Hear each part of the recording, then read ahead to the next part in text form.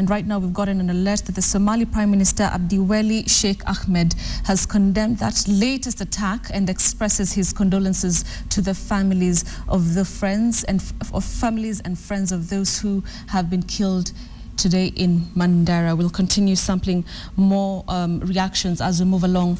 But now the biggest criticism against the government, well, has been, I beg your pardon, the biggest criticism against the government has been stemming from the fact that each time an attack happens, the speeches and the warnings from those tasked with ensuring security have been almost the same. KTN's Linda Ogutu takes a look at some of the attacks that have left many scarred and why Kenyans no longer hold their breath to hear what the government will say. 42 Kenyan police officers and reservists were killed in the Suguta Valley in Baragoi while on a mission to recover stolen cattle. This is what the then Police Commissioner Matthew Tere had to say. You have got very few chances of surviving in an ambush. Gunmen attacked the upmarket Westgate shopping mall in Nairobi. 67 people were killed in the attack and over 175 people reportedly wounded in the mass shooting.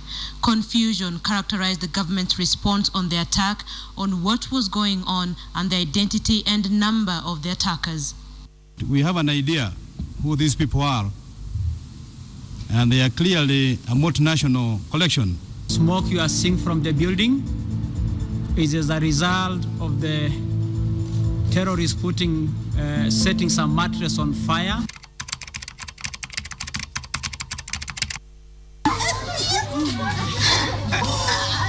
At least 60 people were killed when armed men launched an assault in Peketoni. To date, there is confusion on just who carried out the attacks and why. President Uhuru Kenyatta links it to political factions, while Al-Shabaab claimed responsibility. The attack in Lamu was well-planned, orchestrated, and politically motivated ethnic violence against the Kenyan community with the intention of profiling and evicting them for political reasons. The country woke up to news of 22 people, 19 of them police officers, who were killed after they were ambushed by bandits in Kapedo on the border between Turkana and Baringo counties. This was what the Commander-in-Chief of the Defense Forces said on the killings.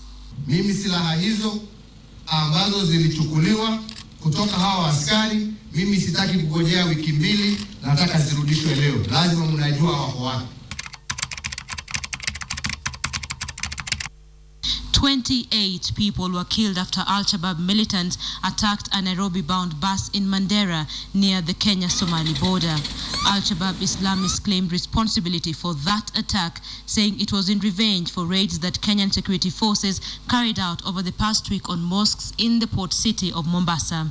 The deputy president quick to say the attackers were killed. Our retaliatory action left in its trail more than 100 fatalities. Those are just some of the major attacks in which Kenyan lives have been lost. Many more have been lost in several other attacks across the country. The almost rehearsed tough talk from leaders after every attack have done little to assure Kenyans of their security or stop the attacks. The men and women at the helm of the security docket have stayed put despite pressure for an overhaul of the security docket in the wake of the apparent failure to contain senseless killings.